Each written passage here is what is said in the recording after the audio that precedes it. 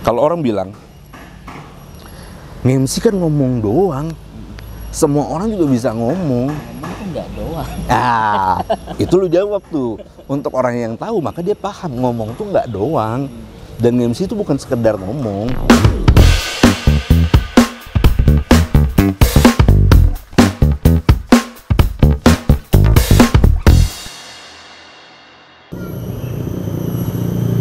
Assalamualaikum warahmatullahi wabarakatuh. Selamat pagi. Iya.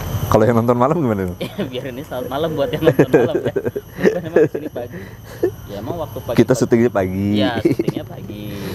Dan waktu yang pas pagi-pagi ya adanya di ruang publik yang hijau kayak gini deh. Jadi ngobrol sama nongkrong kita tuh sehat juga karena kan udaranya kan segar walaupun di pusat kota. Terus kita udah habis sarapan dari rumah Pak Wali Kota. Ya, Wali Kota baik banget ya. Tahu kita mau ngonten di sini dia nyiapin sarapan. Padahal sebelahan loh. Cuman enggak sih. Ya perlu diketahui aja sih sebenarnya prosesnya panjang nih kenapa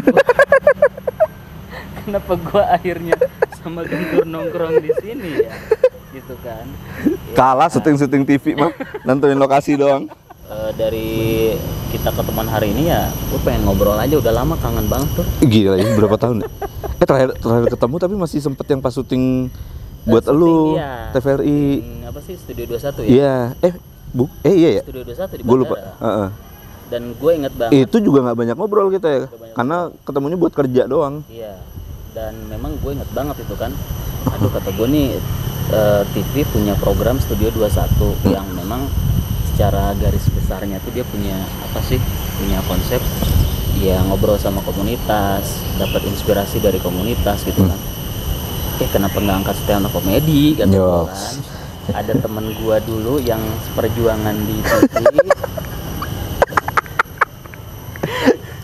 Dia punya hobi dan juga dia punya gua nggak tahu lah apa di situ passion lo atau apa di komedi, ya udah akhirnya gue jadiin Gentur Bondana Trabus sebagai bintang tamu di Studio 21 bareng sama Munir waktu itu. Sama Munir ya. Sama Munir ya. Awkward banget tuh. Harus balik tapi yang biasanya gue syuting di belakang kamera, tiba-tiba di depan kamera yang ngarahin temen gue sendiri. Tahu nggak Tur ya? Jadi Gentur ini kan pernah di TV bareng gue di TVRI. Jadi udah keluar. Jadi teman-teman yang keluar kayak lu terus apa? Anto, siapa lagi ya? Akbar, Gusti, Rita yang keluar tuh. Fijar keluar ya. Siapa lagi? Enggak, maksud gua jadi teman-teman yang mereka memutuskan untuk memilih kesibukan lain di luar TV itu gua nggak rubah nomornya tuh. Oh iya. Nama kontak ya. Iya. Jadi lu Gentur ini masih TVRI Gentur. Si Anto TVRI Anto. Bahkan apa ya? Lu lihat nih. Foto lu aja ID masih ID lo. Masih pakai baju TVRI lama lagi tuh. Ih, TVRI pertama banget tuh baju. Iya. Iya kan? Anto juga sama loh. Gue baru ngeh loh. Lagi. Ya gue berarti sekuat itu gue menganggap mereka di ada di sekitar. Darah gue masih TVRI coy. Darah gue masih TVRI. Boleh ya dicek ya. Boleh. Iya. Gitu nggak berapa sih tadi? Ya, itu ya. Gitu. Jadi ya gue aneh aja gitu kan. Ya kita pernah bareng lah, pernah tahu ya. Gue berapa tahun? 3 tahun ya? 3 tahun lah. 3 tahun. Dari kantor kosong sampai kantor banyak isinya. Kantor banyak isi. Ada meja. Dari kantor plong sampai kantor di skat-skat. Iya. Di sekat-sekat gue belum masuk. Iya belum. Gue udah cabut di sekat-sekat, tapi udah kita kan masuk tuh gila naruh tas di lantai buat liputan, buat syuting. Itu udah ada meja, udah punya meja sendiri akhirnya. Sofa cuman sofa hitam di pojok. Iya, satu itu doang. Dan kita pernah foto rame-rame satu angkatan di situ. Oh iya. Gue inget. Foto apa lah itu, pokoknya kita nggak ngerti bahas apa ya. Waktu itu pimpinnya masih Pak Sriwidaya, sampai sekarang juga masih. Ya yang jelas ya itulah kenangan kita bareng dulu gitu kan. Tapi ya sekarang Gentur gue pikir lepas dari TVRI ya dia dikenal lah menurut gue ya, dikenal, dia punya nama, punya pamor juga sih menurut gue, karena Masih terkenal Yuda lah. ya enggak lah, tapi maksud gue lu konsisten, lu dari gue kenal lu sebagai kameramen di TV, dan lu punya sampingan atau lu punya apa ketertarikan sama komedi ya, dan MC gitu kan. Ya dari situ gue tahu lu, dan lu punya pekerjaan yang sama gitu, maksud gue punya hobi yang sama, punya minat yang sama di luar kantor. Yeah. Sampai sekarang itu masih kan? Masih jalan, cuman memang ya pandemi doang yang nyetop. Oke. Cuman masih jalan, malah jadi pekerjaan utama sekarang. Iya. Gua kan cabut dari TVRI yang menghidupi gua cabut tahun berapa ya? 15 14. Kayaknya segitu deh. Pokoknya di bawah 2016 kan. Iya. 14 15 lah. Itu berarti 5 tahun ini yang menghidupi gua itu ya, pekerjaan utama gue itu. Yang awalnya pekerjaan utama lu kantoran, yes, itu jadi sampingan, sekarang itu jadi pekerjaan utama. Jadi pekerjaan utama. Saat lu saat ini pekerjaan sampingan, lu ngejalanin ini sebagai apa nih? Sebagai ya udah gue hobi aja, atau sebagai apa buat lu? Bentar, gua bilangnya entertain ya lu ya. Karena lu tergolong ke situ dong. Pertama lu stand up komedian, menghibur dong. Iya. MC juga. Ya banyak event-event yang tapi masih seartis inilah Munir sama Yuda lah. Gue mah apa? Lu senior loh. Gila lu. Mungkin sebelum mereka lu udah berkecimpung dulu. Itu gue nggak bisa bilang waktu gue kerja kantor ya di TVRI, gue nggak bisa bilang itu sebagai sampingan gue banget, nggak bisa. Nggak bisa ya. Karena pertama kali gue menghasilkan duit itu justru dari MC. Jadi dulu gue SMA itu siaran radio, ada duitnya. Tapi pertama kali gue dapat duit besar, gue lupa tahun berapa, SMA kelas 3. Itu adalah ketika gue nge-MC, gara-gara gue siaran radio, gue diajakin nge-MC festival band, ada duitnya. Itu duit pertama gue justru dari itu, dari mulut, dari apa ya, presenting lah ya, skill ngomong. Public speaking lah. Iya. Walaupun formatnya MC gitu ya. Makanya ketika gue kerja kantoran dan gue masih nge-MC, masih waktu stand up, gue nggak bisa bilang ini sampingan gue kayak galau nih, mana sih sebenarnya kerjaan utama gue. Karena memang itu yang pertama gue dapetin. Dilema juga berarti lu ya pas awal nentuin. Iya. Harus 100% di dua sisi. Iya. Waktu itu gue masih ingat banget tuh ketika gue masih di TVRI dan gue menjalankan dua bidang ini secara apa ya? Secara maksimal dua-duanya. Di TVRI gue berusaha 100% kasih di kerjaan gue nge-MC ataupun stand up, dulu gue 100% kasih. Itu gue inget banget sempat ditegur gue sama teman kita Akbar. Iya beneran, menurut gue itu teguran yang paling pas pada saat itu. Jadi gue telat syuting. Dimana waktu itu gue PD itu kalau yang nggak tahu director lah ya, direkturnya. Pengarah acara. Pengarah acaranya. Gue PD di situ dan harus syuting di studio. Narasumber udah datang, gara-gara gue nge-MC gue telat datang. Jadi dialog kali ya. Gue lupa dialog apa ya waktu itu ya. Wah dulu lah, nggak ada lagi studio itu dipakainya buat apa lagi. Iya kayaknya dialog. Terus? Tuh Akbar udah WA, dia negur. Gue datang, kita syuting aja dulu. Setelah itu kita ngobrol berdua, dia negur gue, dan menurut gue terima kasih sama Akbar pada saat itu negur gue. Karena dia bilang gini, lu nggak bisa ngejalanin dua hal 100%. Lu harus pilih salah satu, mana yang utama, mana yang kedua. Betul. Sama halnya ketika lu makan makanan utama dengan cemilan dia. Ketika itu dia negurnya begitu, dan menurut gue tuh teguran yang pada saat itu gue langsung iya, gue langsung mikir oke, gue harus memilih salah satu. Dan pas ketika itu gue ditegur, datang masalah yang membuat gue merasa udah lah yang ini aja gue buang gitu. Jadi kayak apa ya, kayak sebenarnya trigger gitu, berurutan gitu. Iya, urut-urutannya gitu. Ditegur Akbar dulu, masalah masuk, makin kencang masalahnya, gue udah yang kayaknya males deh, udah deh, gua nggak bisa maksimal di sini. Akhirnya gua cabut. Gila. Itu takdir berarti itu deh. Lu lihat skenarionya kayaknya kayak udah tersusun kayak begitu gitu ya. Gitu. Apalagi waktu itu kan gue juga sempat masih bareng teman-teman gue punya event organizer. Iya, benar. Jalan event organizer. Sampai sekarang masih, cuman gue udah nggak di situ lagi. Lu ngelihat proses lu sampai kemudian sekarang, jadi lu udah pastiin ya udah sih. Gue di sini aja karena jadi lu ngelihatnya profesi lu sekarang sebagai MC dan sebagai entertainer tuh seperti apa lu ngelihatnya? Karena memang gue yakin itu kan udah jadi sumber mata pencaharian lu juga gitu kan. Lu nggak akan lepas ke yang lain berarti kan sudah sampai sekarang. Gue malah di titik kita wawancara ini, gue lagi di titik yang bosen nih MC. Maksudnya gue lagi ada titik yang,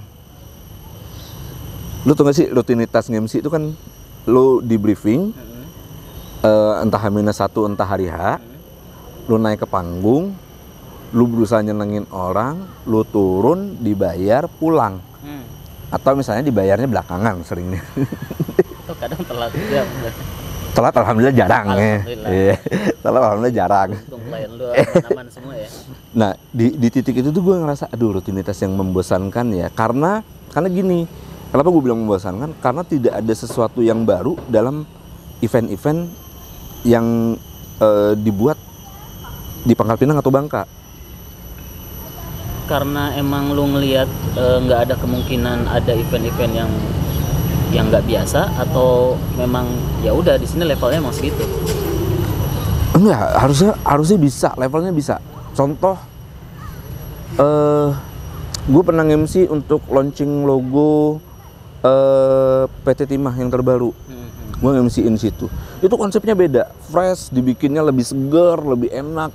Jadi gue berasa lagi deg-degannya, adrenalinnya gue naik lagi gitu kan.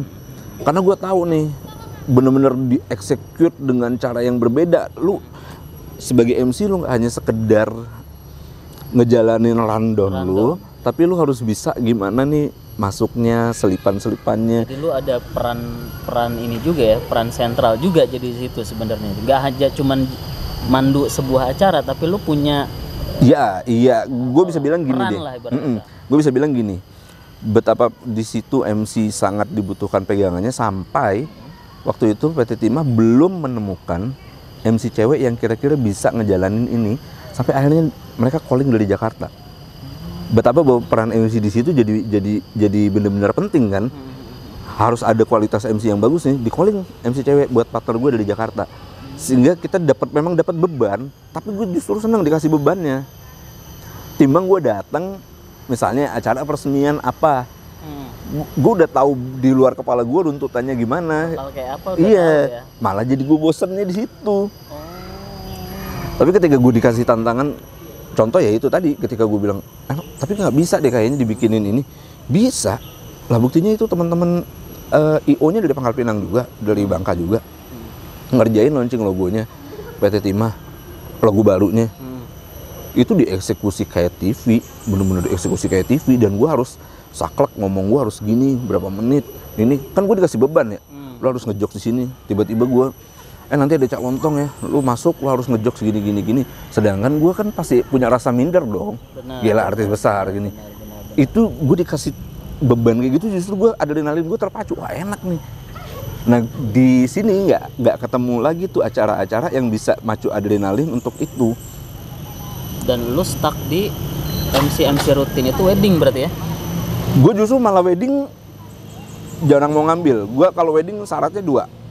1, yang kawin itu keluarganya ada yang gue kenal. 2, harus pakai WO. Kalau enggak gue nggak mau ambil. Tapi dengan filter yang ketat dari lu itu, lu lebih kemana positioning lu di MC itu? Gue lebih ke acara-acara apa ya? Event-event musik mungkin. Kalau sekarang gue lebih ke, kita nyebutnya corporate, perusahaan resmi. Branding gue sebenarnya adalah MC anak muda dan MC resmi yang bisa ini. Branding gue tegasin branding di situ. Gue wedding itu gue mengakui itu adalah uang gampang bahasa gitu. Uang gampang tanda kutip ya, bukan berarti menggampangkan. Maksudnya gini, runtutan wedding itu nggak akan berubah, apalagi lu pakai adat Bangka ya itu aja gitu. Karena alurnya akan seperti itu. Seperti itu aja. Dan Duitnya besar. Iya, oke. Dan lu juga nggak bisa seimajinatif atau Iya. Iya untuk meng-create sesuatu gitu kan. Makanya gue bilang kayaknya wedding itu bukan style gue. Kalau sampai lo lihat gue nge-MC wedding, ada dua hal. Entah yang kawin itu saudaranya kenal sama gue, atau emang itu pakai WO. Oke, di luar wedding, menurut lo event-event yang lo perlu ada di situ sebagai MC masih boleh nyebut merek gak sih? apa? Nggak apa ya? Masih berpeluang lebar gitu kan? Karena lo udah ngukur standar lo udah nentuin segmen lo gitu kan? Berarti boleh dibilang ya lo terbatas dong, limited maksud gue. Di segmen yang lo tuntut itu masih terbuka, pasarnya masih terbuka lebar apa enggak? Gue rasa masih, misalnya gini. Ini kita ngomongin ibu kota nih ya? Iya. Pangkal Pinang. Iya, gue rasa masih, karena gini. Gue nge-MC acara-acara besar yang ada di Pangkal Pinang. Terkesan sombong nggak ya? Sorry ya kalau terkesan sombong, bukan terkesan sombong ya. Ini nih yang bikin orang nonton. Emang bener nih orang sombong nih. Bentar kita bahas brand image aja. Iya. Tapi gue ngeliat dulu peluang lu gitu.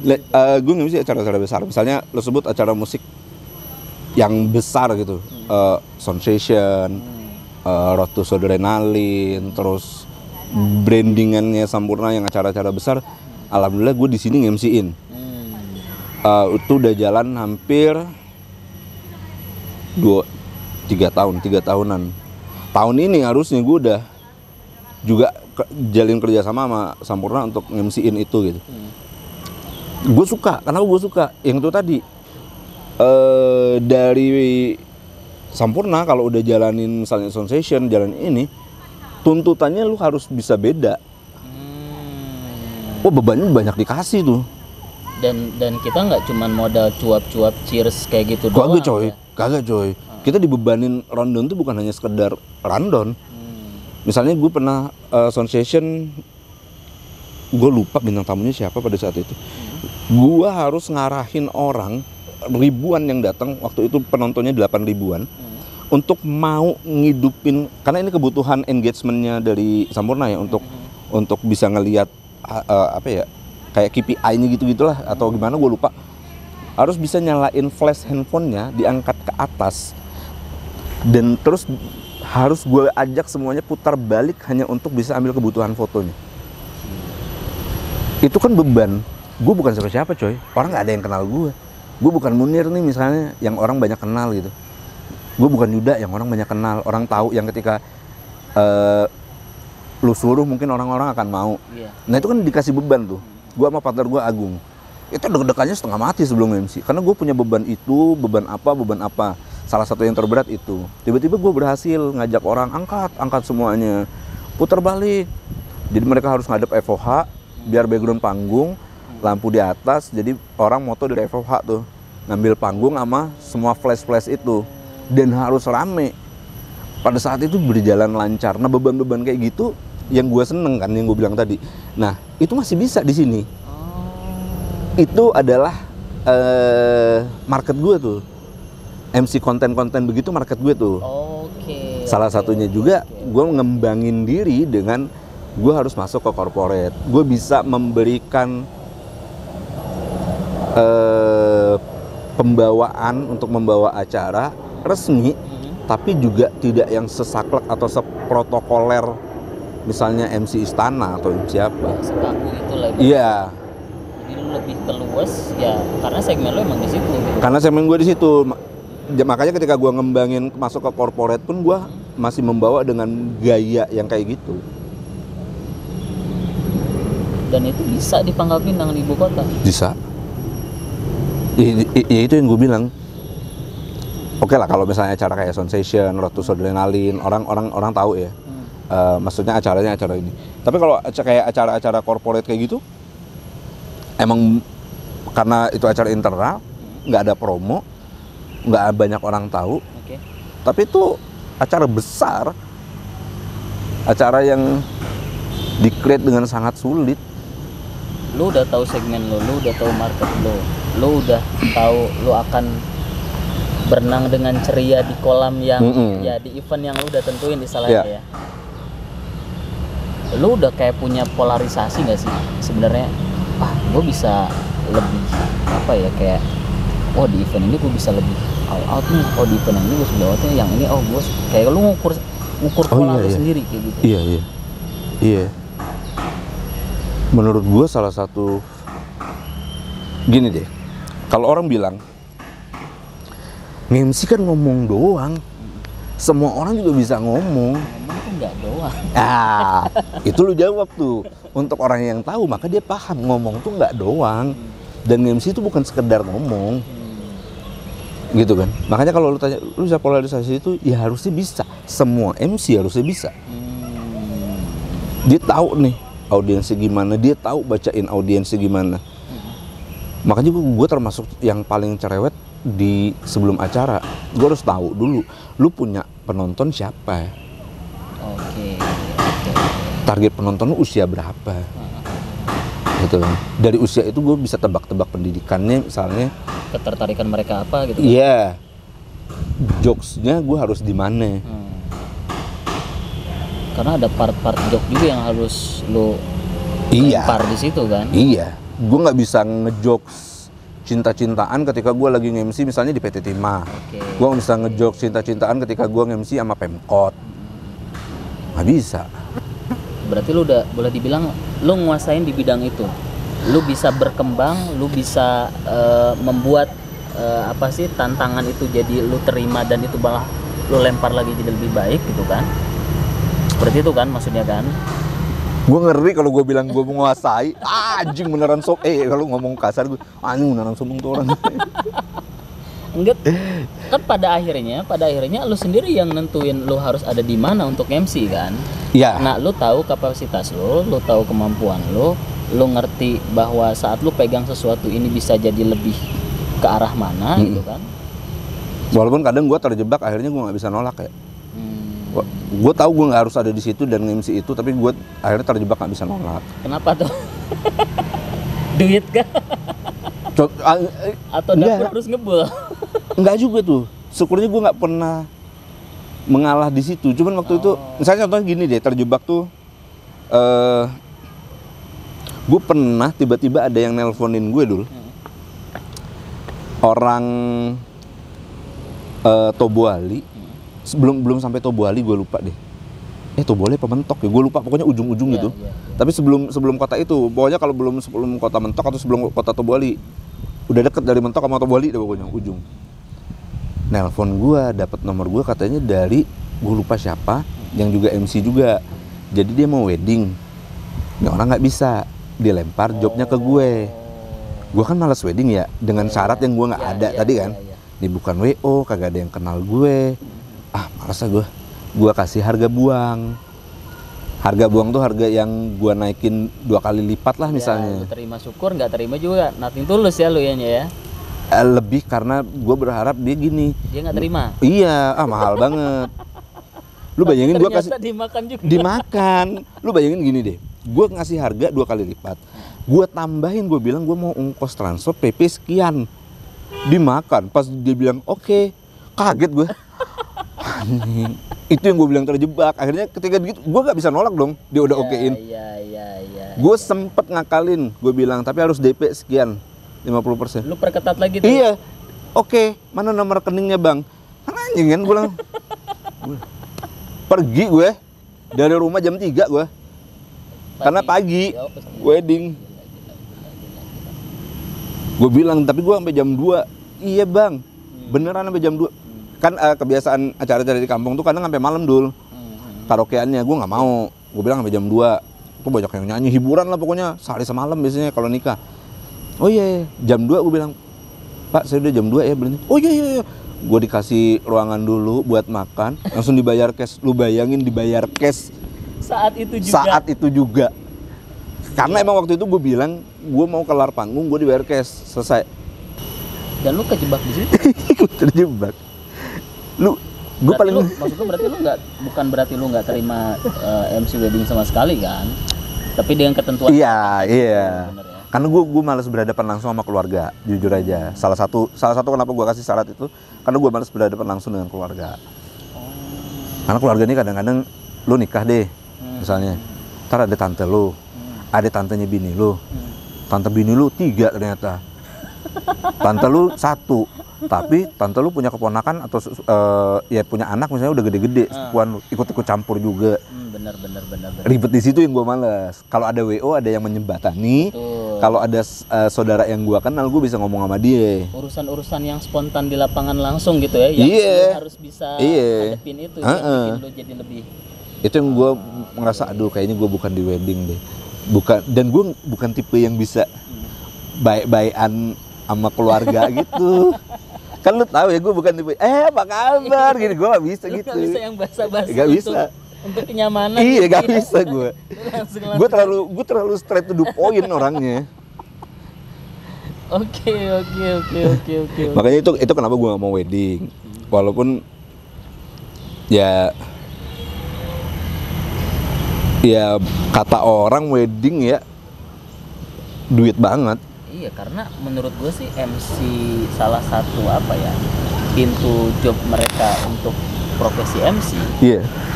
Dari urutan 1 sampai 10 besar mungkin wedding ada di antaranya kan. Wedding 3 besar masuk lah. Nah, 3 besar masuk karena ya berpikirnya, aduh kayaknya gue nggak bisa deh di corporate gitu kan. Lu malah balik, kayaknya gue nggak bisa deh di ketemu orang-orang yang penting lah, yang ya formal kayak. Gue di corporate pun gue nggak bisa tuh jilat-jilat bos-bos nih, nggak bisa gue.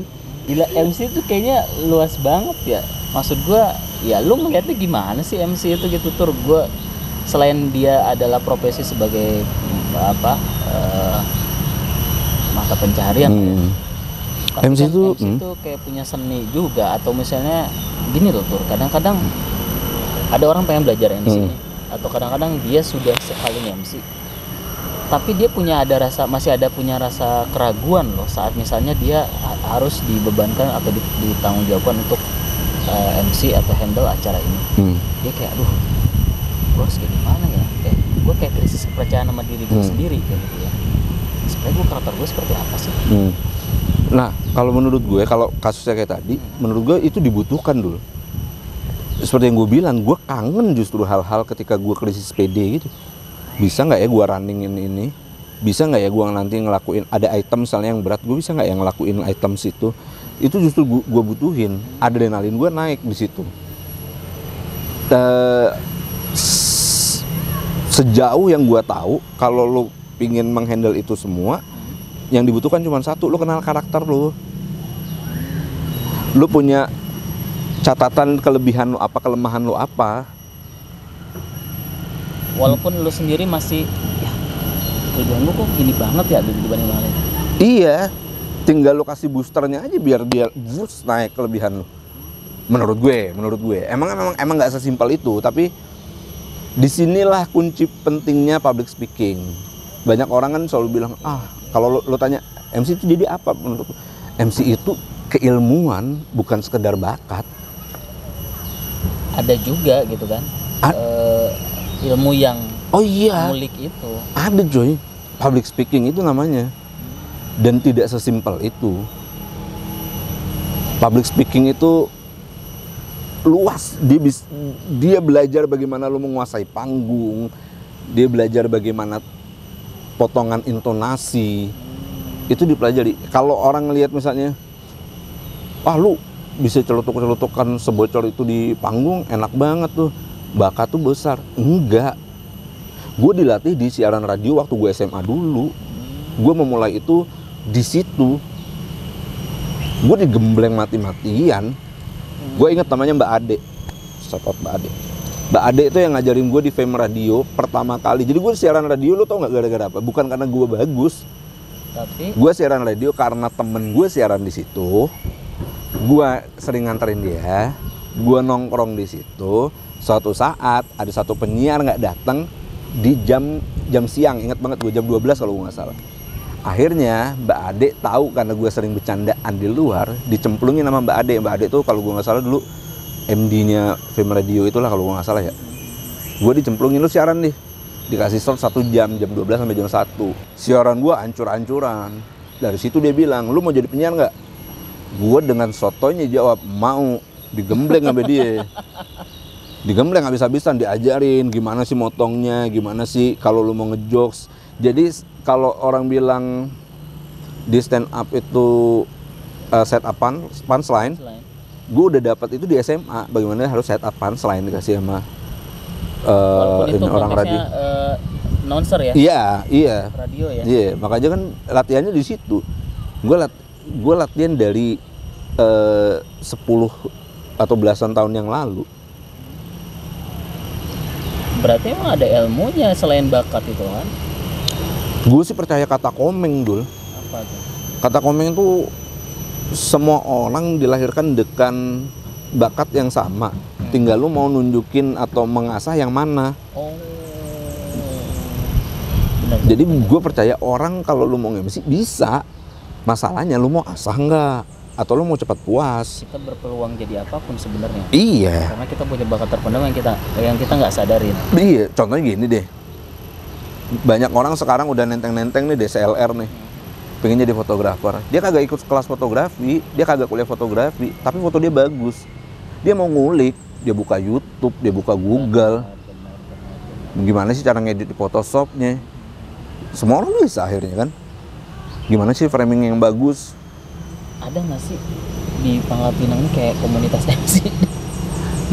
Nggak ada ya? Nggak ada setahu gue. Setahu gue nggak ada. Nggak, ini yang profesi spesifik ya. Tapi kan kayak lu cuman tahu doang. Oh ini rekan lu seprofesi gitu ya. Oh ini orang sering di MC kayak. Kayaknya nggak ada. Entah ada. Gue nggak diajak. Gue nggak tahu nih. Jangan-jangan dia. Kayaknya mungkin yang ke situ ya. Ada tapi gue nggak diajak. Yang dikit dari grup. kayaknya gue nggak tahu tuh, tapi setahu gue kayaknya enggak deh. Jadi itu tuh kayak bakat-bakat yang tumbuh aja gitu ya. Dan gimana sih sebenarnya, ini kan orang pengen juga dong, dia nggak tahu public speaking tapi dia pengen MC. Nah gini kalau gue selalu memetakannya gini dulu. Banyak MC tumbuh itu dari modal dia cerewet doang. Dari dia hobi ngomong doang. Iya. Dari modal dia badut doang di tongkrongannya dia. Oke. Banyak orang modal itu, terus orang yakin orang bisa nge-MC. Dikasih panggung sekali pecah, dikasih terus panggung, sehingga dia melabeli diri dia dan orang melabeli diri dia adalah sebagai MC. Dan akhirnya dia meyakini diri dia sendiri kalau oh ternyata gue di sini nih. Yes. Tapi ada yang membedakan dengan orang yang bisa dengan orang yang menguasai tekniknya. Oke. Menurut gue, sorry kalau gue sotoy, teman-teman MC mohon maaf, dimusuhin lagi gue nih. Menurut gue, yang membedakan adalah satu, lu jadi nggak bisa berkembang, lu hanya akan ada di situ-situ aja. Karena kenyamanan lu itu yang bikin lu nggak keluar dari zona nyaman gitu ya. Karena lu nggak pengen nyari tahu, dan karena lu nggak tahu, sehingga lu nggak bisa ngembangin. Oke. Padahal di luar sana banyak hal-hal yang lu harus bisa adaptasi gitu. Iya, misalnya, wah gue bocor banget nih MC, gue bisa nih MC di acara-acara musik nih, biar gue caur banget nih. Bisa, lu pecah di musik, lu megang di musik, tapi ketika lu dikasih event yang misalnya wedding, lu gagap. Oh. Karena lu nggak tahu tekniknya, lu hanya bisa ngomongnya. Tapi ketika lu harus di wedding kan lu nggak bisa senyerocos itu. Iya, benar. Atau misalnya lu masuk ke corporate, lu nggak bisa senyerocos itu. Kalau lu nggak tahu tekniknya, lu mati di panggung akhirnya. Iya, benar. Gitu doang. Makanya gue tuh sangat menyayangkan ketika orang-orang yang udah kadung terjun ke dunia MC ini misalnya, lu kagak pingin belajar public speakingnya, sayap lu nggak berkembang kemana-mana. Berarti intinya di situ ya sebenarnya ya. Iya. Mau nggak mau kita berhadapan sama orang dan harus ngomong depan mereka loh. Iya, karena gini, Salah satu yang membuat gue bisa berkembang misalnya masuk ke corporate, masuk ke pemerintahan, misalnya gue nge-MC sama Pemkot beberapa kali, masuk ke pokoknya corporate lah ya, yang ibarat kata ada bos-bosnya di sana. Salah satunya adalah ketika gue memahami tekniknya public speaking, sehingga gue tahu nih ketika gue harus di sini lingkungan ini gue berkembang dengan cara bicara seperti apa. Kalau gue MC cara musik gue harus seperti apa. Gue bisa polarisasi yang lu bilang tadi, gue ketemu polanya ini di sini gini, di sini gini, di sini gini. Nah, sedangkan ketika orang kalau lu nggak pengen belajar itu, ya lu akan stuck di kolam A doang, lu nggak akan nyentuh kolam B. Iya. Dan akhirnya walaupun itu di luar kepala lu gitu kan, tapi lu akan ya ini paling kayak gini gitu kan. Iya. Dan lu nggak coba sesuatu yang baru di situ gitu. Itu yang gue sayangkan. Makanya gue selalu mendorong, ayo belajar public speakingnya, ayo belajar. Gue sempet pengen bikin kelas public speaking di Pangkal Pinang karena menurut gue penting ya, bukan hanya untuk sekedar per MC-an. Contoh gue usah nyontohin orang deh, gue nyontohin bini gue aja deh. Bini gue jadi PR nih. Terkadang bini gue masih selalu berdiskusi sama gue tentang bagaimana ngobrol ke orang, bagaimana negosiasi. Di public speaking kita akan ketemu itu. Bagaimana negosiasi. Lu anak komunikasi pasti lu tahu itu kan. Ada kelas itu kan. Ada. Nah, karena bini gue bukan dari disiplin ilmu itu, dia nggak menguasai komunikasi, tapi dia diterjunkan sebagai PR-nya di situ. Mau nggak mau dia ngulik, syukurnya dia ngulik. Di kepala gue berapa banyak orang-orang yang dipercaya jadi humas atau PR di beberapa perusahaan yang dia nggak menguasai public speakingnya, dia nggak menguasai pola komunikasinya. Benar. Akhirnya referensi dia juga sempit gitu kan? Iya. Akhirnya ya nggak akan kemana-mana dianya. MC kita udah ngomong banyak banget nih. Gue sekarang pengen kesibukan lu yang lain yang 2 jam nih? Masih sejalan. Ini udah setengah jam gitu tadi kita ngomongin MC. Nggak apa-apa lah. Maksud gue, lu kan siapa tahu ada yang nonton nih 1,5 jam. Lu kan presenter juga maksud gue kan? Iya. Ya, lu megang beberapa, kalau YouTube lu megang beberapa channel YouTube yang lu disituin sebagai presenter. Sebelum gue ke stand up comedian, panjang juga ya. Lu sebagai entertainer lu panjang juga nih gue ngobrol. Nggak apa-apa. Anda jangan di skip ya, yang nonton. Susah nih jadwalnya ketemu nih. Jadwal dia. Ini daging semua nih. Jadi nggak mau sebut bahaya ntar. Lagi rame deh. Oke. Ini nggak maksud gue ya itu.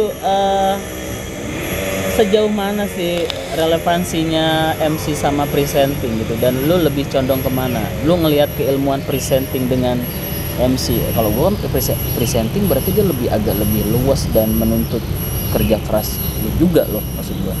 Gue sih cuman merasa yang membedakan tuh cuman 2 hal. Satu, presenting lu berhadapan dengan orang yang lebih sedikit di lokasi, tapi di balik kameranya banyak banget. Maka lo harus sadar akan itu, pola komunikasi untuk melihat kamera misalnya. Yang kedua, yang membedakan hanya lo memainkan theater of mind-nya orang. What if gitu ya? Iya. Orang gimana caranya dia bisa Iya. Karena kalau di panggung, lo bisa sebebas mungkin tanpa harus lo kontrol theater of mind-nya orang. Ketika gue nge-MC, gue nggak harus membawa ke situ. Tapi ketika presenting gue harus membawa di kepala orang, dia ada di ruangan yang sama dengan gue. Itu sih yang paling sulit menurut gue. Tantangan lu terberat sampai dengan sekarang yang lu masih jalanin di presenting atau pengalaman? Kalau gue lebih menyenangi nge-MC karena nge-MC gue berada di waktu dan ruang yang sama. Oke. Dan audiensnya juga saluran sama kita ya. Setidaknya mereka sudah sepakat untuk datang ke waktu dan ruang yang sama untuk mendengarkan gue. Oke. Kalau di presenting kan belum tentu nih orang misalnya orang nonton ini bisa aja dia mau skip nih. Iya. Bisa aja gue malas dengerin dia nih ternyata. Itu belum tentu. Tapi ketika presenting itu ya itu yang sulit, membawa orang yang ada di dimensi yang beda nih sama kita. Biar satu frekuensi sama kita. Orang yang nonton ini minimal dia kayak ada lagi duduk di depan kita atau sama-sama kita nih, dengerin kita ngobrol. Itu yang sulit. Tapi gue seneng juga di situ. Seneng juga sih, cuman Gue kurang kamera face aja. Sekarang tuh pada akhirnya itu nggak penting loh. Dulu tuh orang berlomba-lomba untuk bisa kamera face biar dia bisa ada di dunia industri kreatif visual gitu kan. Kalau sekarang gue pikir itu bukan nomor yang keberapa gitu, maksud gue bukan urutan yang harus jadi. Tapi masih urutan besar lah. Buat beberapa hal ya. Tapi untuk beberapa segmen gue pikir mereka akan lihat manfaat, akan lihat ininya gitu kan. Presenting itu sama kayak gue lagi nge-MC corporate, Pemkot, bagaimana secara penampilan juga harus dilihat. Ya, oke, betul. Kalau looks, tampilan memang itu ada faktor sendiri kan. Sama kayak kamera face dong berarti gue. Karena lu bilang face gitu kan, spesifik ke face. Ya face, maksudnya kayak gue misalnya nge-MC corporate atau nge-MC sama Pemkot. Gue nggak bisa brewokan sembarangan dulu. Iya. Tahu. Face dong. Iya. Tahu. Maksud tapi kan unsur dari itu kan di debat. Unsur face di situ kan nggak. Biar kayak Deddy Kobuser podcast lu. 100% menunjang. Iya sih. Iya, dunia presenting gitu. Kadang orang nih nggak kamera face tapi saat pembawaan presenting, saat dia jadi presenter dan pembawaannya ternyata menyentuh banyak orang gitu kan, ada titik-titik yang dia sentuh dan orang jadi respect sama dia, kan jadi hal daya tarik juga, maksudnya seperti itu. Iya sih. Tapi rata-rata presenter cantik-cantik. Kalau cewek, kalau cowok nggak harus ganteng-ganteng juga. Siapa presenter cowok yang nggak ganteng menurut lo tapi oke? Siapa ya? Gue nggak karena gue nggak di presenter ya. Gue nggak punya role model itu sih. Tapi gue ada apresiasi nih kayak Soleh Solihun. Oh iya. Gue apresiasi, bukan maksudnya dia enggak ya. Tapi gue dia muka mamang-mamang. Tapi gue apresiasi sama dia gitu kan. Ya. Maksudnya kenapa? Karena ya lu lihat lah dia presenter juga sih kalau kata gue. Dia kan basicnya juga dari penyiar dia juga kan. Tapi dia belum punya program TV juga. Dia nggak punya program TV, tapi dia punya pembawaan untuk presenter yang bisa kita petik lah banyak pelajaran. Oh iya, banget kalau kata gue sih kayak gitu. Lu tau nggak kenapa dia bisa sejago itu? Menurut gue nih, pandangan lu. Kenapa tuh? Ini yang kritis? Enggak, ini yang gue selalu, misalnya gue pernah berapa kali ngisi kelas public speaking, ini yang pertama kali selalu gue omongin sama orang. Basicnya dia wartawan dan suka nulis. Oke, jadi lu kalau dia udah terstruktur ya. Yes, lu kalau mau belajar public speaking, lu suka dulu nulis dan membaca. Lu jangan cuma jago ngomong, nulis dan iya. Minimal lu nggak suka nulis, lu suka baca deh. Benar. Jadi semua kosakata itu kayak kerekam di kepala lu. Jadi lu akan menghindari benar-benar skip lah berarti. Iya. Itu Soleh Solihun menurut gue kenapa dia kayak gitu ya, karena basic dia dulu wartawan, dia nulis, betapa banyak kosakata yang udah masuk di kepala dia yang sehingga dia ngomong itu udah lancar aja kayak ngalir. Lu percaya nggak, stand up-nya Soleh itu jarang banget ditulis bener-bener strukturnya stand up. Dia cuma nulis pointer. Spontan jadi dia pada akhirnya. Nggak spontan juga, dia pointer. Gue punya materi ini. Ntar dia pengembangannya bahasanya akan beda-beda ketemunya. Konteks materinya sama, punchline-nya sama, tapi pengembangan cerita dia beda-beda. Karena dia udah tahu maksudnya gitu kan. Iya. Seru juga orang kayak gitu ya. Iya sih. seru. Sayangnya role model lu deh, siapa deh? Lu yang berpengaruh ke karakter lu, yang berpengaruh ke apa lu nemuin diri lu sendiri aja. Gue pertama kali, gue tuh selalu MC ketemu dengan orang-orang yang partnernya cowok-cowok gitu. Dari gue siaran dulu, teman partner gue namanya Awan. Pertama kali gue siaran banget tuh di Fame. Partner siaran gue Awan. Tuh ngangkat banget. Pada saat itu sedang in MTV Bujangnya Vincent Desta. Oh iya. Nah, kita role modelnya ke situ terus. Gue rasa sampai sekarang gue masih Vincent Desta sih. Tonight Show berarti nonton terus ya? Iya, nonton. Jangan celetukan sengklek. Iya, karena gue iya. Lihat gak itu ada bahasa itu? Iya. Sengklek itu adalah bahasa kami di TVRI. Patahan-patahan iya. Kesana gitu. Itu kayaknya iya dari Vincent Desta di MTV Bujang. Iya. Karena pada saat itu gue dipartnerin sama Ahwan emang untuk ngikutin vibe-nya MTV Bujang yang lagi naik. Oke. Dibikinlah. Dibikinlah warnanya mirip. Mungkin secara tidak sengaja akhirnya terkesan mirip banget dan gaya gue terkesan sama banget. Dan lu nyaman sama itu? Nyaman karena gue ngerasa gue nggak jadi diri gue, gue nggak jadi diri orang lain, gue jadi diri gue. Oke. Iya ya. Nyantai. Sampai sekarang akhirnya gue kan selalu partneran lebih nyaman akhirnya dengan cowok. Dibanding cewek? Dengan cewek, karena dengan cewek satu gue belum nemu MC cewek yang oke banget di Pangkal Pinang atau di Bangka Belitung nih. Bahkan itu yang didatangin kata lu dari Jakarta tadi. Oh itu oke. Itu oke. Maksudnya belum ketemu yang oke-nya yang ada di sini, orang yang sini. Switch-nya tuh ya Iya, kebutuhan yang sama. Atau gue mungkin kurang jauh gaulnya, gue nggak tahu. Gue mohon maaf buat MC cewek. Tapi menurut gue belum ketemu yang oke gitu. Gue pernah nonton satu kalau gue nggak salah Ice tuh oke juga tuh. Tapi gue belum pernah partneran sama dia deh kayaknya, gue lupa. Enggak, maksudnya tuh ini secara chemistry atau secara lu saat bareng sama dia lu bisa lebih berwarna dan lebih berkembang satu acara itu gitu. Itu. Berarti dia lebih memahami lu dan sebaliknya ya? Ya harusnya gitu. Maksudnya balik lagi gini dulu.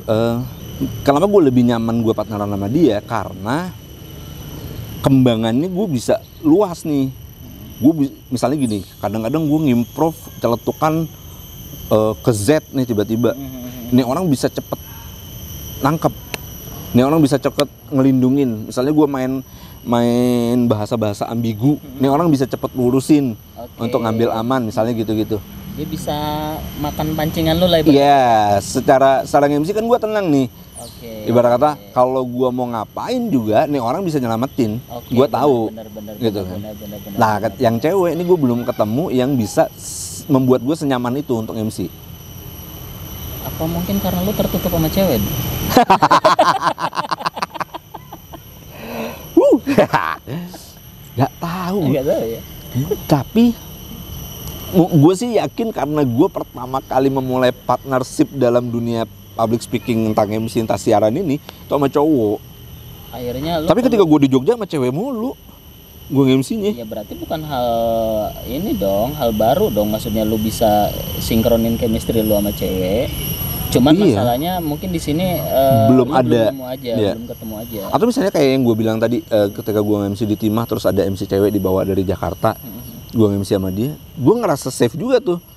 Karena sebelumnya kita tiktokan ngobrol, gue biasa mainnya gini, dia biasa mainnya gini, oke kita udah ngobrol gini-gini. Saling menyelamatkan lah artinya kan. Dalam artian saat misalnya lu ngomong sesuatu ditimpalin itu menjadi sesuatu yang yang sesuatu yang bikin apresiasi penonton gitu kan. Atau gini deh, ada kalanya gue salah baca rondon. Kan biasanya MC partneran tuh dibagi dua dulu biasanya dulu. Lu ngelit sama lu yang tukang nimpalin. Kadang gue lebih sering yang ngelit. Ngelit itu gue nge-maintain rondonnya nih. Lu ngasih umpan juga lah ibarat kata kan? Iya bisa. Ada kalanya gue salah nih. Nah, ada beberapa kali gue ketemu partner MC cewek, ketika gue salah dia nyenggol salah. Padahal harusnya nggak begitu reaksinya. Nggak begitu dong. Reaksi dia adalah mohon maaf misalnya atau apa, dia menyelamatkan itu. Bukan malah gue diterjunin gitu. Kalau sekarang sih gue lebih sering MC cewek sama Yeni. Nah, gue sama Yeni juga nyaman-nyaman juga nih. Nyaman-nyaman juga. Cuman gue sama dia nih dua-duanya bocor. Akhirnya lu nggak tahu harus di mana. Kadang kami berdua tidak terselamatkan. Iya, kadang guanya bocor. Kadang guanya bocor, dia ngikutin bocor, bukan nyelamatin. Kadang dianya bocor, gue ikut bocor juga. Akhirnya lu nggak tahu ini harus diakhiri di mana. Iya. Makanya harus ada, bener juga harus ada orang ketiga mungkin ya untuk jadi penetralnya. Cuman gue so far sih sama Yeni emang yang menurut gue oke, aman sih. Tapi gue pikir tuh dengan komitmen lu bisa lah ya mungkin ya. Ya bisa. Cuman menurut gue masih banyak yang di antara partnership kami berdua yang harus dibenahi. Ada satu MC bagus juga namanya Wulan, gue lupa MC cewek. Pangkal Pinang. Orang Pangkal Pinang tapi dia orang Jakarta asli. Oke. Cuman dia nikah sama istrinya di sini, sama suaminya di sini. Dan gue berapa kali nge-MC sama dia juga nyaman. So far gue sama Wulan sama Yeni yang paling sering gue nge-MC dan masuk. Oke, berarti ini penting banget nih kalau misalnya nge-MC kita harus tahu juga partner kita siapa ya. Khususnya kalau misalnya nge-MC tandeman. Iya. Kalau lu dihadapin sama orang yang asing buat lu dan lu harus tandem di satu event. Apa dulu yang harus lu lakuin? Pasti chemistry lah kan yang akan lu jajal kan. Tapi apa dulu yang lu lakuin untuk basic lah ibarat kata. Do and don'ts-nya aja dulu. Apa yang boleh dan nggak boleh. Gitu ya? Jadi kita pagerin dulu nih berdua. Ini boleh, ini nggak boleh, ini boleh, ini nggak boleh, ini boleh, ini nggak boleh. Oke, itu secara ini kan, secara normal. Maksud gue secara personal antar. Iya, personal nih. Maksudnya gue sama lu nih akan partneran. Gue ngomong sama lu, Dul, gue boleh lu celah-celah abis-abisan. Tapi ini lu, yang nggak boleh. Ini yang nggak boleh. Jadi gue tahu harus mainnya di mana, sehingga tidak membuat partner gue nggak membuat lu kaget ketika lu candain gue gitu. Gue nggak suka nih. Gestur itu akan kelihatan di panggung dan akan jadi nggak nyaman. Benar.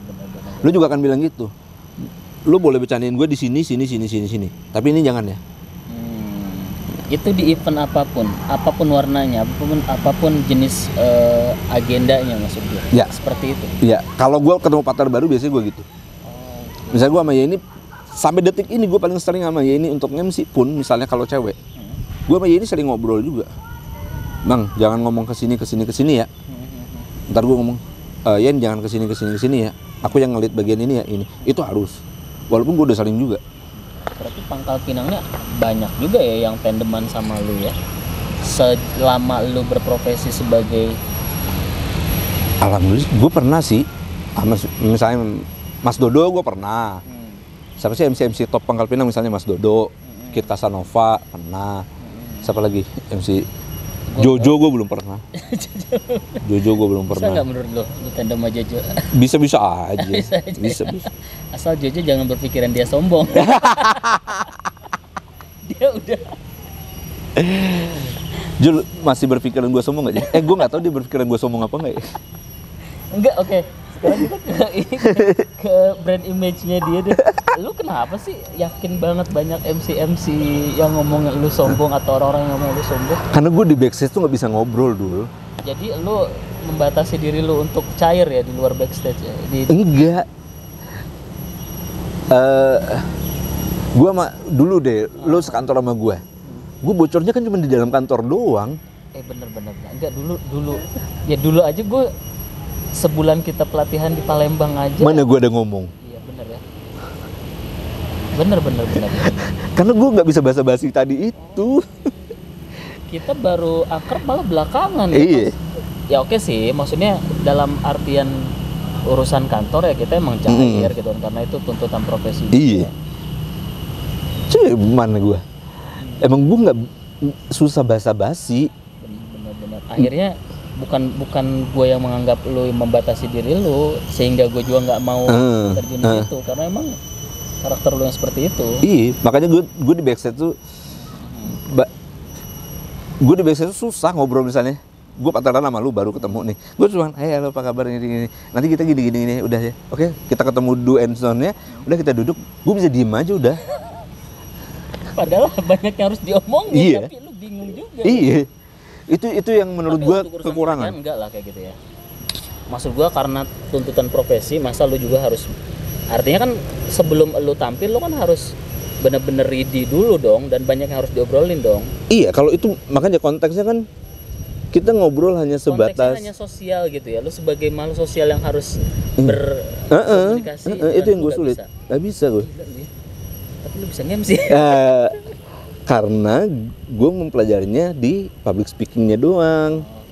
Ya, walaupun public speakingnya bisa diterapin di kehidupan sosial harusnya, tapi guanya yang agak punya kendala di situ. Orang-orang yang anggap lu yang sombong gara-gara lu yang nggak bisa basa-basi kayak gitu masih ada nggak sampai sekarang? Atau mereka akhirnya tercerahkan dengan lu tuh sebenarnya nggak gitu loh, atau lu tuh enggak sih, mereka masih banyak kok yang menganggap gue sombong nih orang. Iya. Lu pressure gak? Ya berarti lu santai aja maksudnya kan dengan anggapan orang-orang tentang lu, yang mengenal lu cuman gara-gara nge-MC dan mereka langsung asumsikan lu sebagai orang sombong, lu santai aja, nggak ada pressure sama santai sekali. sih. Gue nggak anjir gue dianggap ini enggak. Enggak ya? Karena misalnya gini Dul, gue selesai nge-MC, kelar nge-MC nih, tet, nggak ada apa-apa lagi, gue balik. Gue nggak bisa tuh langsung nongkrong dulu sama IO-nya misalnya. Jarang banget bisa kalau gue nggak kenal. Kalau IO-nya gue kenal, gue mau.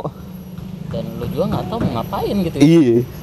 Mendingan gue di rumah, gue makanya mungkin dari situ orang-orang sering wah susah tuh MC sombong tuh. Nggak apa-apa juga sih. kalau orang ngelihat lu stand up, ada yang nyangka lu sombong juga nggak? Lu stand up komedian juga dong, udah berapa tahun? Wah lama, udah berapa tahun gue lupa. 2012, gue lulus 2011, balik 2012, 2013 kayaknya, lupa gue. Mulai stand up tahun-tahun itu deh. Lu kenal stand up gara-gara MC atau emang lu tahu kalau lu bisa stand up? Gua kenal stand up gara-gara nonton YouTube. Akhirnya lu Dan gua ngedalamin stand up. iya, dan gua ngerasa mirip-mirip nih, gue punya bekal public speakingnya, tinggal gue mempertajam setup punchline gitu-gitu. Kan pelajari teknik-tekniknya Teknik-teknik yang lu dalemin ya, Iya. sampai dengan kemudian.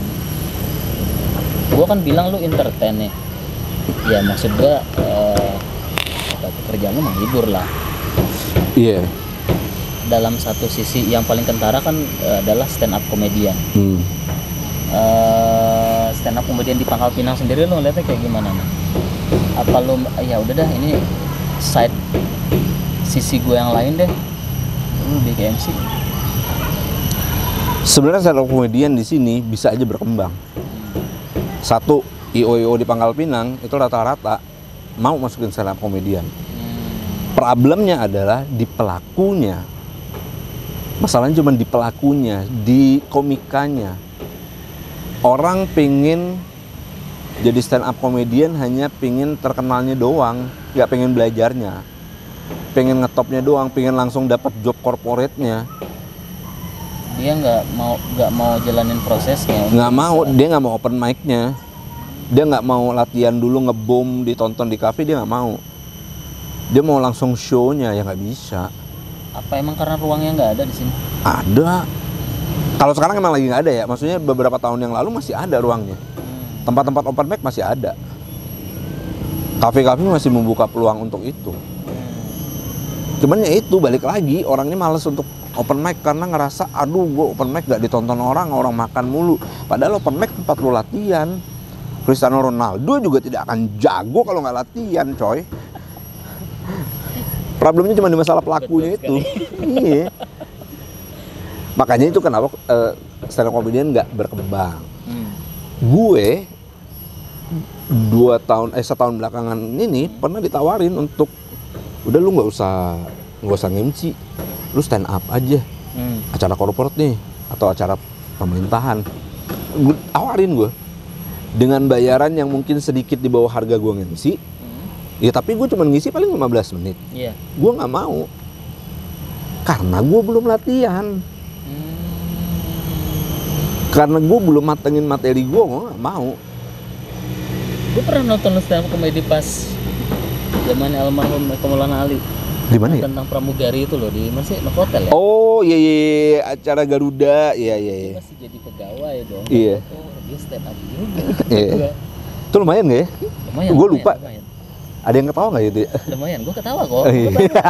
Lu support temen kalau lu support temen. Kayak karena emang line lu ya seger aja gitu kan, ya akhirnya itu ketawa. Iya itu, kalau gue nggak salah tuh berdua gue sama temen gue ya, Iya, tampil. Iya. Lu berdua. Gue malah di situ nyangkanya lu stand up dulu baru lu MC, tapi ternyata lu MC ya. Iya. Oh, oke, lu MC. Nah kalau itu, kenapa gue mau ambil job itu? Karena gue masih rutin open mic dulu. Oh, jadi lu jadi lu udah stretching aja ibarat kata ya. Iya. Lu udah sering stretching, udah baku lagi gitu kan. Nah sekarang gue ini jarang open mic. Betul gue punya namanya. Ibarat kata orang udah image ke lu. iya, misalnya Komikal oke Guntur yang stand up. Oh, tapi kan orang punya ekspektasi ya. Iya. Nah, gue kan menjaga ekspektasi orang dong. Iya dong. Ekspektasi orang di sini nih. Sedangkan gue ngerasa gue sekarang lagi di sini, gue nggak mau. Itu tadi yang gue bilang. Iya, itu ada krisis-krisis kayak gitu loh kita kadang-kadang kan. Iya, tapi itu menurut gue lebih karena gue menjaga market gue dulu. Oke. Kalau kemarin misalnya job stand up gue ambil, sedangkan gue yakin gue masih ada di sini, sedangkan ekspektasi orang di sini, orang nggak akan mau lagi pakai gue stand up. Bener. Berarti lu meminimalisir resiko lah. Iya dong. Oke. Harus. Sedangkan Tapi kebanyakan orang sekarang atau teman-teman rekan-rekan talent gue sekarang, kebanyakan hajar dulu aja ngambil duitnya. Yang menurut gue itu salah. Tapi itu emang segitu fatalnya bisa ngerusak market lu sebagai komika atau sebagai MC? Iya. Ngaruh ke MC juga? Menurut gue iya. Makanya lu jaga-jaga bener ya? Gue sadar marketnya. Gue sadar market gue. Ketok mic-nya, sorry. Gue sadar market gue. Dan menurut gue, entah lu komika, entah lu MC, lu harus sadar market lu.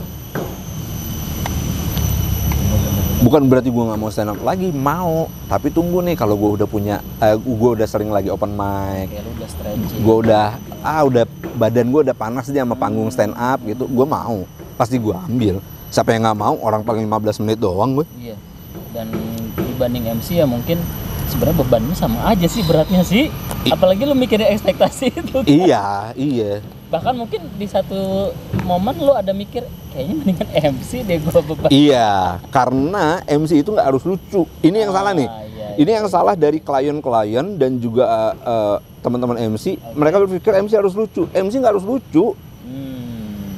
MC itu harus berkualitas. Renyah-renyah dikit nggak apa-apa lah. Nggak apa-apa. Kalau stand up comedy memang lo harus lucu. Iya, benar. Tuntutannya lebih ke situ. Iya, makanya gue selalu bilang, gue pernah nolak job yang udah deal gara-gara mereka meminta gue ngelucu. Lu tolak gitu aja? Iya, karena gue bilang MC nggak harus lucu. Gila. Kalau lu mau cari lucunya, lu jangan cari gue sebagai MC. Gue MC. Ketika lu minta gue MC, ya gue nge-MC. Kalaupun harus ketemu lucunya, nanti akan gue ciptain lucunya. Iya, tapi jangan lu suruh gue ngelucu. Gila, lu berarti Bukan job desk gue. Lu menjaga kuat prinsip lu berarti lu ya, secara ini ya. Keras kepala sih tepatnya. Ego dia masih tinggi ya. Iya. Kok lu kayak nggak kenal gue aja. Orang yang nggak kenal dia memang ngerasa ya seperti itu. Lu keras kepala dan ego lu tinggi banget. Iya. Tapi ya nggak ada salahnya buat orang yang punya pendirian kuat kalau kata gue sih. Gue lebih ke ini sih Dul. Gue ngerasa gini. Dengan gue menjaga kayak gitu, gue bisa menjaga harga gue. Oke. Dan itu menurut gue penting. Benar. Lu punya prinsip lah. Gue bukan intinya. Kurang lebihnya gue punya bargaining position untuk bilang gue segini karena gue begini. Oke. Gue jadi penasaran pasarannya berapa sih? Murah gue. Masih mahalan Mas Dodo. Ya kan kalau Mas Dodo kata lu termasuk MC kondang. Kondang banget kalau dia mah. Yalah, makanya. Masih mahalan Yuda Saputra. Gue mau murah. Jadi sebenarnya artis TikTok ya. Pasti mahal lah. Iya makanya. Gue follower kagak ada. Tapi gue selalu berpikir kuantitas. Gue selalu berpikir kualitas dibanding kuantitas sih. Dan sebenarnya kenapa gue pengen ngobrol sama lu aja kan gue nggak ngarepin Viewer ngapain juga. Sebelum obrolan ini terjadi, gue pengen ngomong sama dia. Lu jangan ngarepin viewer dari gue nggak punya viewers ataupun follower yang banyak. Gue ngerinya sih banyak orang menganggap kenapa gue harus repot-repot ngobrol gitu kan. Masukin ke channel gue adalah AdSense dan viewer. Tapi oke, itu ada di urutan sekian. Ada pasti ya. Itu ada, tapi gue cuman pengen ya kangen-kangenan aja ngobrol dan membuka lagi cakrawala banyak hal gitu kan. Gila gak sih? Satu-satunya cara buat bisa kita berkembang ya sharing. Yes. Sharing. Selain lu nuntut diri lu untuk disiplin baca buku misalnya, upgrade diri lu, ya sharing kayak gini. Maksud gue, jadi gue jadi kenal, gue jadi tahu kayak gini. Itu kelemahan gue, yang gue sadari dan sebenarnya harus gue perbaiki. Karena gue nggak bisa ketemu orang baru terus ngajakin dia ngobrol intens, coy. Kalau gue kenal lu, setahu gue lu emang ramah dan basa-basinya bisa. Iya. Si anjing ini kalau udah basa-basi bagus. Tapi dari situ dia bisa ngulik jadi berita. Deh gue gak bisa di situ. Cocok dia kalau jadi reporter sebenarnya, bukan PD. Itu juga memang tuntutan sih. Iya, lu kan sadar bahwa lu dituntut untuk seperti itu dan lu bisa. Ya. Kalau gue sadar dituntut seperti itu, tapi gue nggak bisa. Itu kelemahan gue sih. Tapi mungkin gak sih itu cuman perasaan lu yang lu tertutup aja. Dan sebenarnya lu bisa gitu. Apa emang lu udah sekuat tenaga mencoba dan lu ada di titik gue nggak bisa. Dan gue udah. Kalau untuk bahasa-basinya iya sih gue nggak bisa banget itu. Nggak cuma bahasa-basi, maksud gue ada konteks-konteks lain yang lu membatasi dulu. Udah gue stuck di sini dan gue nggak bisa. Sebenarnya nggak gue batasin, cuman emang ya misalnya deh datang ke backstage nih, gue selalu ngerasa kalau gue nggak perlu ngomong ya nggak usah ngomong, gue diem aja. Benar. Orang kan ngelihatnya anjing nih orang ngapain sih di pojokan duduk doang sendiri, songong banget sih. Gue nggak tahu lu ngeliatnya ini klarifikasi apa enggak ya, tapi gue mendukung dia kebenaran. Dia nggak sombong. Dia nggak sombong ya. Walaupun orang nganggap itu juga apa-apa juga sih. Lu juga nggak ngerasa dirugiin dari itu dan lu juga fakta aja. Enggak, gue nggak ngerasa dirugiin, cuman memang gue akhirnya menyadari kekurangan gue. Oke. Kan kita harus yang bisa lebih gimana? Tapi kita juga nggak harus sesuai ekspektasi atau seperti apa yang mendekati yang kita yang kita role modelin kan maksudnya kan. Misalnya kayak gue ngelihat misalnya gue se-backstage sama Yuda nih. Yuda tuh bisa banget untuk ngobrol sama orang sesenyum itu. Gue nggak bisa, gue nggak demen sama tuh orang, gue nggak senyum. Si Yuda itu bisa, dia ngobrol sama orang nih, Yuda Saputra tuh, dia bisa ngobrol sama orang. Hai, apa kabar? Gini. Habis orang itu pergi, dia duduk lagi udah biasa. Dia bisa sebasa-basi itu, gue pengen bisa, tapi gue nggak bisa, entah kenapa. Lo mau paksa juga ya kita nggak mungkin bisa juga. Iya. Atau misalnya kalau lo ngeliat Munir ya, yang orang-orang kenal nih, misalnya Munir. Wah, Munir selalu ceria di atas panggung. Di backstage dia hampir 11-12 sama gue. Gak banyak ngomong, diem juga. Nah kalau ada, kalau ada orang tahu, lo pernah ngerjain program sama dia kan? Iya. Mana ada dia banyak ngobrol? Iya. Diem. Benar. Dia memojokkan diri dia. Maksud gue, orang akhirnya kan mikirnya kalau ada orang yang kenal Munir di backstage, orang juga akan berpikir gitu kan. Gue berapa kali partneran juga MC sama Munir juga gitu, emang dia tipenya begitu. Cuman bedanya ketika dia disapa orang, dia bisa se-charming kayak Yuda. Munir, dia bisa gitu tuh. Gitu. Bisa. Kalau gue, gitu doang batas gue. Sombong banget anjing. Itu yang kayaknya gue harus belajar deh untuk basa-basi. Ya udah sih Tur, kalaupun misalnya lu udah enjoy di ini lu sekarang, ya udah apa juga sih, maksud gue kalau pada akhirnya dengan pembahasan seperti itu orang mengira lu sombong dan itu nggak ganggu lu, ya udah santai aja. Nggak ganggu sih, cuman menurut gue ada kalanya kali ya kekurangan tuh harus diperbaiki sih. Betul. Lu lebih ngeliat ke diri lu sendiri gitu. Iya. Apalagi kalau ngejilat tuh susah banget. Kalau itu nggak usah dipelajari. Lu salah lu bisa fatal juga. Ada hal yang bisa lu sharing nih, maksud gua. Gua sih bilang sebenarnya apa ya? Kayak ngebuka peluang buat mereka yang awam tentang MC tapi punya ketertarikan buat MC atau stand up comedy gitu kan. Ya lu sharingnya gimana gitu tuh lu ngeliat. Belajar public speaking, kunci gue cuman itu doang. Itu doang. Belajar public speaking. Mau akhirnya lu nggak terjun ke dunia MC profesional sebagai orang yang MC lalu dibayar, public speaking lu kepake. Nggak mungkin enggak. Kepake banget di dunia kerja nanti. Karena akhirnya itu fleksibel, bisa mengarahkan kita ke macam-macam ini ya profesi akhirnya ya.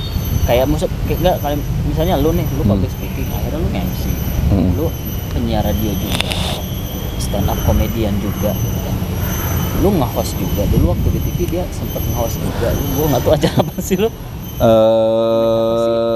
Nada 21. Nada 21. Musik. Beda dong. Beda. MC off air on air. Mana itu ngadepnya 3 kamera. Jangan kan MC off air on air deh. On air dengan 1 kamera dan 3 kamera aja beda rasanya. Iya nggak? Begitu juga. Beda banget.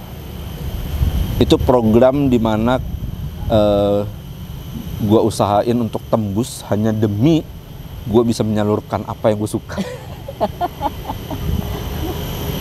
Nego inget tersalurkan ya. Tersalurkan itu gue nego banget sama Pak Budi. Nada 21 harus dirubah Pak. Konsepnya harus ada hostnya deh gini. Iya bener loh. Iya dong. Kayak kita ngomong kan. Iya. Kan gue bilang dulu sama lu Dul, tolongin dah Nada 21 itu kasih host biar seger. Iya bener. Gini. Siapa hostnya kata lu? Budi gue aja gitu. Bener. Coba lu sampai deh sama Pak Budi, gue sampein. Enggak, kita rapat juga waktu itu. Gue sampein dulu, akhirnya dirapatin. Iya bener. Gila tuh kan. Gimana ketertarikan dia aja langsung bawa ke dunia on air loh, ke dunia TV. Akhirnya dipakai. Public speaking, udah gue catat tuh, udah gue keep tuh. Apa ya? Mau nggak mau dalam dunia kerja apapun lu butuh jaringan. Network. Lu butuh teman. Koneksi ya? Yes, makanya menurut gue sering-sering bergaul. Gila lu. Iya dong. Lu kan bisa basa-basi. Jangan ditiru di gue. Gua ketolongnya gini Dul. Gua ketolong dengan orang-orang terdekat gua, jaringannya bagus-bagus. Circle gue. Gitu kan? Iya, misalnya gini, gue teman-teman IO yang sering bareng gue nih, misalnya Paps Pro, terus ada Ruang Imajiner, terus gue sering juga barengan sama TKW, Tim Kreatif Wali Kota, yang juga create event. Itu mereka, misalnya taruhlah tiga itu aja tuh. 3 itu aja punya jaringan di luar-luar itu banyak. Jadi ketika gue nggak bisa berbahasa basi dan hanya kenal dengan orang-orang ini, gue ketolong itu. Tapi buat teman-teman yang mungkin belum punya jaringan ke situ ya, lu harus ngembangin jaringan lu sendiri.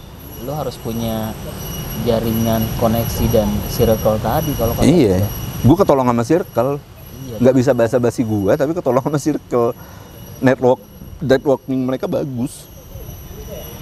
Bener tuh. Public speaking, koneksi. Lu nggak berpikir, tapi kayaknya lu nggak berpikir, maksud gue naik level deh. Kan lu selama ini kan akan terus berada di depan audiens. Lu berpikir itu sampai kapan, dan apa menurut lu langkah yang tepat atau profesi yang tepat untuk naik level dari semua kesibukan yang naik levelnya, naik level kemana dulu nih? Maksud gua, kayak apa dulu? Sekarang nih kan lu ada di MC nih, depan orang-orang banyak, lu ada di stand up comedian, ngadepin orang-orang banyak, dan gue nggak tahu lu berpikir ini akan ada limitnya atau enggak. Kalau menurut lu ini akan ada limitnya, setelah ini apa nih yang masih korelasinya itu masih sama yang ini nih? Gue dari dulu cita-cita gue selalu pengen jadi guru. Salah satu yang gue pengen iniin adalah gue pengen jadi pengajar public speaking. Itu doang. Yang menurut gue one day mungkin gue akan jadi ngajarin, ngasih sharing ilmu ke orang, yang orang itu mungkin akan lebih besar. Menurut gue naik level gue di situ sih kayaknya ya. Gue pinginnya di situ. Jadi saat semua hiruk pikuk ini lu pikir sudah di fase jengah dan lu pikir ini akan limit, lu akan beralih ke situ gitu. Iya. Lu akan mengabdikan diri lu untuk bisa sharing apa yang selama ini lu ini. Gue pengen banget itu, cuman memang belum ketemu kapannya aja gitu kan. Iya, dan gue belum ketemu marketnya, bahwa orang belum sadar bahwa seberapa penting public speaking itu. Closing statement dulu deh sebelum gue bilang yang terakhir ini. Apa closing statement gue ya? Closing statement gue dari obrolan kita ini, jangan ngerasa hebat deh, belajar aja terus. Iya, itu aja. Banyak orang yang ngerasa dia ketemu hype-nya, ketemu panggungnya, udah ketemu penontonnya, ketemu pasarnya, dia udah ngerasa paling hebat. Jangan. Pasar itu luas, jadi lu jangan di situ aja. Lu jangan setiap datang ke pasar ketemunya daging ayam, Asik. di sebelah ada daging ikan, ada daging sapi, kali-kali beli sayur gitu. Walaupun harus ngutang ya. Iya. Oke. Jadi ya seperti yang balik ke yang tadi gue bilang tuh. Ya gue nggak berharap banyak dengan obrolan kita hari ini gitu kan. Ya, seperti gue bilang tadi kan, yang penting adalah playlist ngobrol gue di channel gue tuh ada. Ada isinya. Ada isinya. Ya mudah-mudahan aja sih urusannya nanti kemudian belakangan lu yang nonton yang ngerasa dia sombong, ternyata dia tuh nggak sombong loh. Atau malah gara-gara nonton, anjing emang bener sombong. Ya nggak apa-apa juga Ya, sih. nggak apa-apa juga sih. By the way, thank you Tur. Sama-sama. Udah lu dari dulu pada Iya, nggak ada dong. gitu. Nggak ada dong. Gue udah pikirin ini seminggu aja masih nggak on time kan. Udah padat banget ya. Nggak dong. Gue harus nyesuaiin. Wih, sepi pandemi mana ada pandemi gini. Ya mudah-mudahan lu bisa ngambil sesuatu dari obrolan kita. Kalau misalnya lu pikir ini nggak terlalu penting, ya gue nggak ada masalah juga. Kalau misalnya lu bisa dapat sesuatu, alhamdulillah. Yes. Yang penting playlist ngobrol gue ada. Itu yang paling penting. Itu lebih penting. Itu yang penting, viewer dapat. Thank you Tire. Sama-sama. Thank you Tire. Mantap. Oke, ketemu lagi guys. Assalamualaikum warahmatullahi wabarakatuh. Waalaikumsalam.